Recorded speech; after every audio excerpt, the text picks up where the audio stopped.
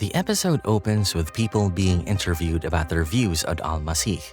They show varied emotions while talking about a man they have never met, yet they feel connected to him one way or the other. We are then taken to Texas, where outside Felix's church, hundreds of tents and RVs give the otherwise distraught place a vibrant look.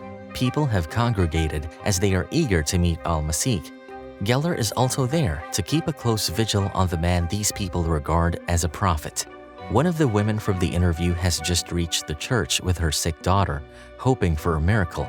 The woman goes to meet Reverend Felix and introduces herself as Stacy. She then introduces her daughter, who is suffering from cancer, and asks why they can meet Al-Masih. Felix says they'll meet him soon and that he'll put their names on the list. Stacy's smile fades away upon hearing that she's not alone, but Felix smiles assuringly at the daughter and leaves. Contrary to this, we see the heartbreaking plight of the Syrian refugees who have made the desert their home. They have been living in harsh conditions without any food or shelter. With no availability of medicines, sick and injured people are left to suffer. When an older man dies during the morning prayer, that pulls the last straw for Samir. He tries to convince Jibril to return to Syria as he believes Al-Masih betrayed them, but Jibril is adamant in his decision to stay. Soon after, Felix goes to see Al-Masih in his tent to talk about the next step, but his expectations shatter when Al-Masih tells him he doesn't have a plan for what will come next. In the evening, Geller meets Rebecca, away from the hustle and bustle. Rebecca opens up to Geller because she feels she is being heard, unlike with her parents, whom she claims to be in denial about everything. She then discloses she has epilepsy and sometimes she gets visions in her head. Back at the hotel, Agent Will comes to visit Geller. He makes her listen to the recording of her interrogation of Al-Masih. Initially surprised, Geller soon gains her composure when Will tells her that Al-Masih was quoting from a book called Cultural Terrorist, written by Oscar Wallace, a radical.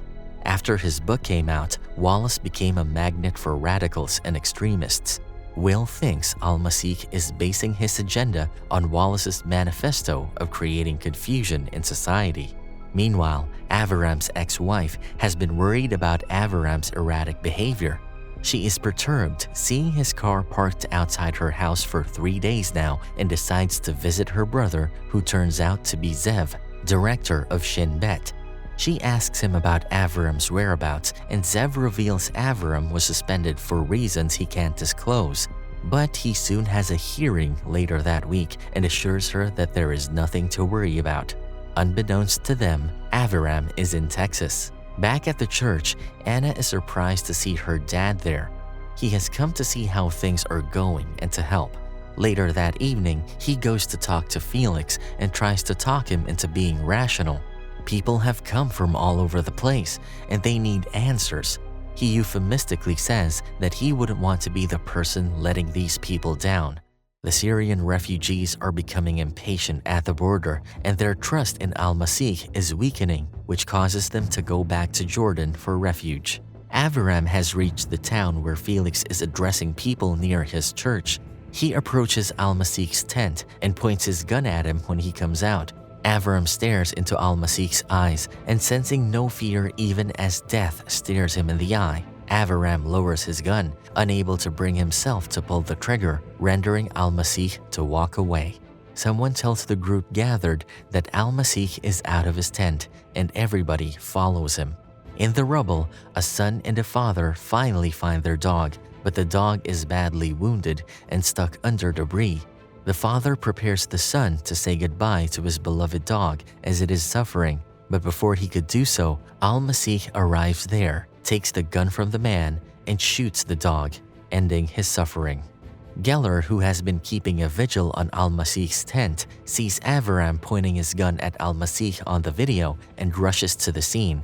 Upon hearing the gunshot, Geller thinks Avaram has done the unthinkable, but when she reaches there, she sees Al-Masih walking away and asks Avaram what happened. She reminds him that Shin Bet doesn't have jurisdiction in the USA, to which Avaram retorts that neither does the CIA. They are both vexed by how Al-Masih got under their skins. That night, Rebecca stands on the edge of the bridge, contemplating jumping.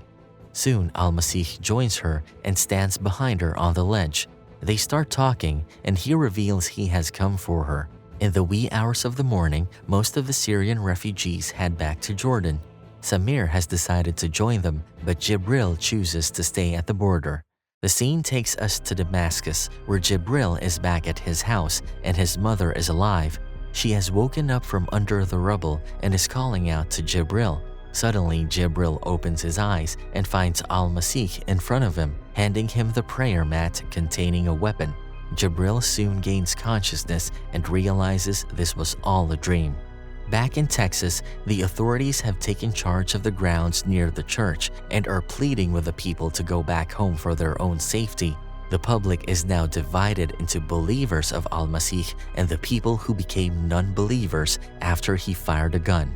In her motel room, Geller and Will are discussing the recent events when Geller gets a call from Kamar. Kamar has found some interesting news and tells Geller that one Adar Golshiri from Tehran claims to be Al-Masih's brother, and Al-Masih's real name is Payam Golshiri. He then sends Geller a picture of Al-Masih from the Tehran University yearbook and tells her he'll be meeting Adar soon. The next day, Felix has decided to leave Texas after Al-Masih entrusts him to decide the future course of action. Anna is not so thrilled about Felix making an impromptu decision, and she is also irked because Rebecca has chosen to go with her dad.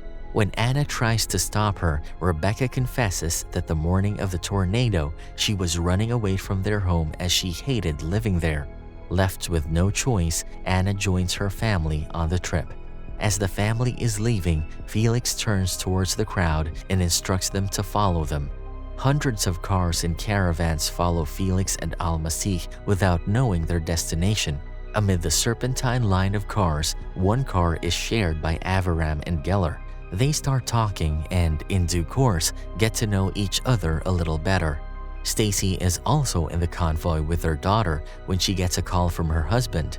Her husband is furious that she took their sick daughter without telling him, and now she's missing all her hospital appointments. Stacy is not ready to listen to anything beyond her blind faith and soon hangs up the call. The cars soon cross the borders and reach another state where a huge gathering of supporters greets them as they cross by.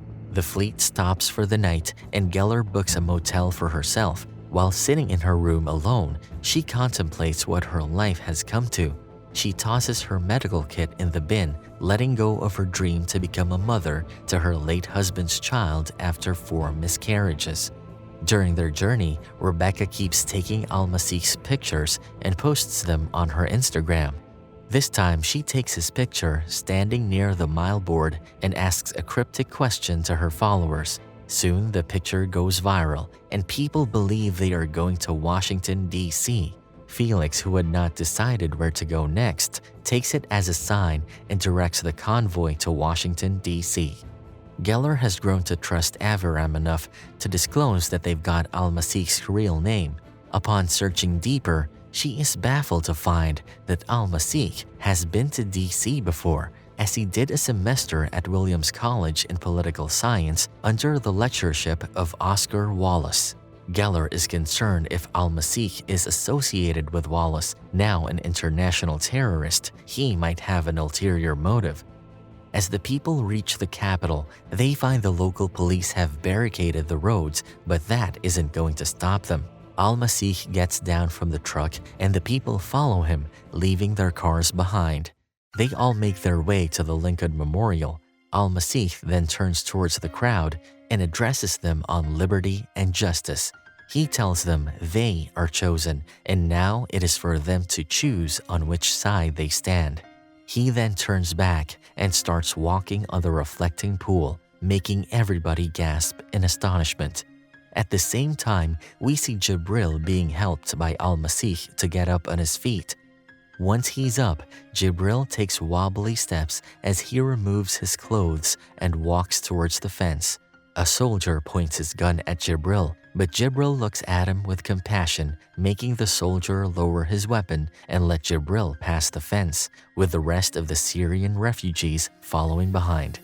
The episode opens with many speculations of the incident at Lincoln Memorial being a hoax. The Vatican is also involved and soon delivers a statement that an investigation is made into the matter. A crowd of over 150,000 faithful have gathered in St. Peter's Square in the hopes of hearing a statement from the Pope. The roads in the DC are blocked as the people keep descending on the nation's capital. This has also led to a rise in riots and a Messianic revival watershed movement as Al-Masih has become the catalyst in the cause for Palestinian independence. Meanwhile, the Syrian refugees who had left the camps at the border arrive in Jordan, where they are sheltered by a teacher named Zaid. Geller gets a call from Kamar, who is concerned that Jibril has sparked another wave by his act.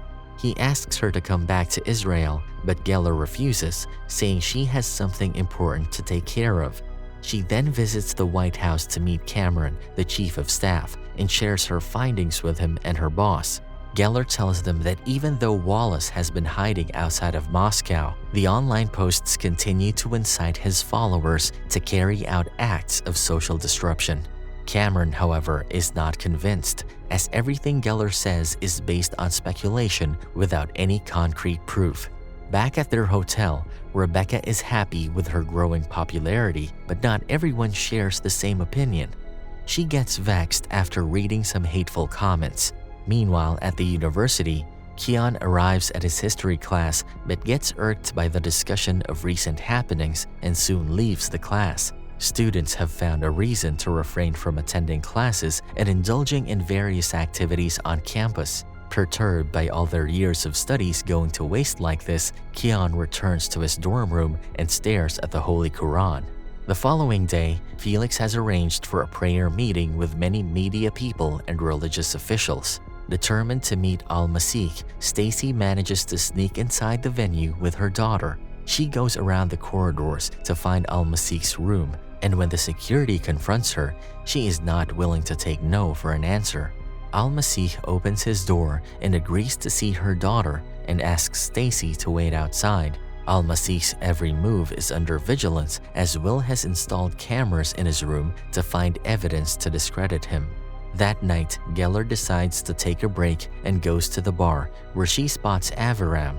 They lightheartedly discuss what they believe, and Geller tells him about his mentor, who was killed in the turkey blast last year, revealing Keon's uncle was Geller's mentor.